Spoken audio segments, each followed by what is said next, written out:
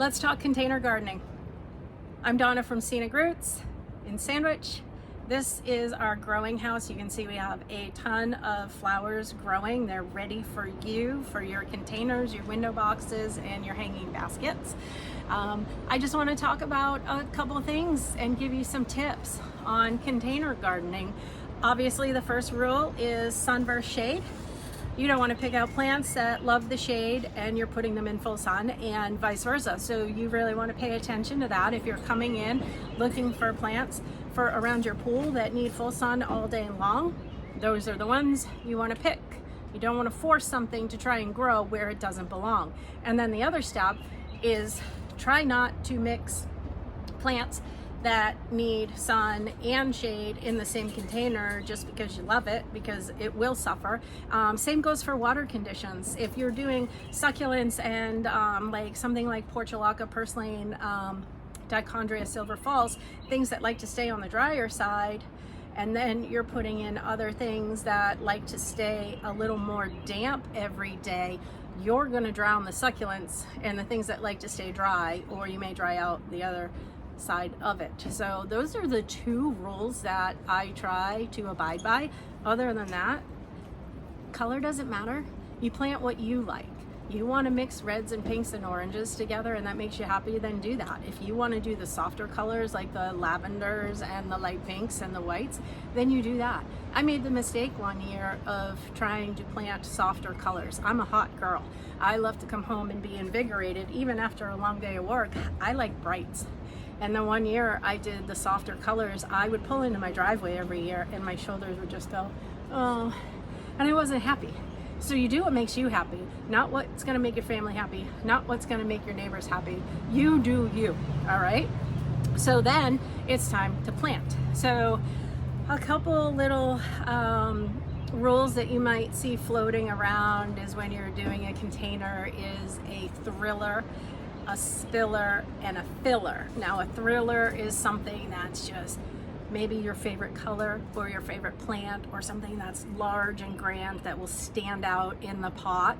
The fillers are the ones that go around that and fill that space from something so big and so tall, gets that middle ground. And your spillers are the ones that cascade over your pots and then creep through the rest of your plants.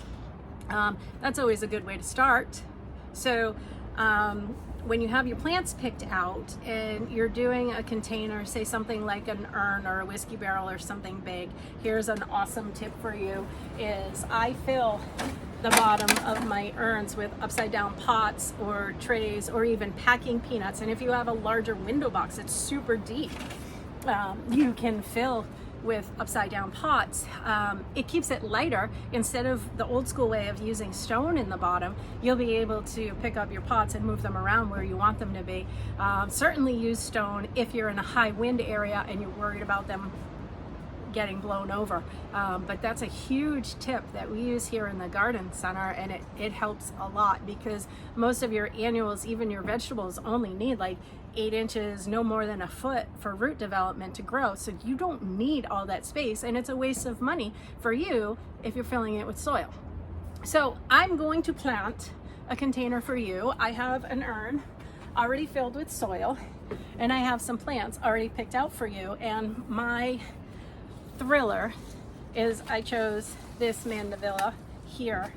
I'm going to put that in the center because I just love the bright color, and it's going to get bigger and full.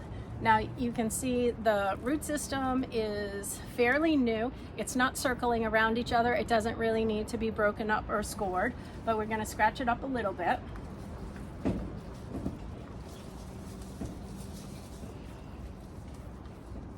When placing it in, I'll always nestle the soil around it so it holds it up while I continue with the others. I am going to backfill with some soil. When you're doing containers don't like a lot of dense soil either. It holds the moisture too much and then they get soggy.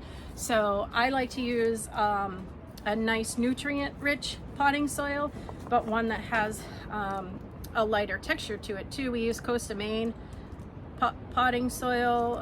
Espoma makes a really nice potting soil. Fox Farm. This is one of my fillers. So I'm building down. I have this height, and then I'm gonna come down a little bit here.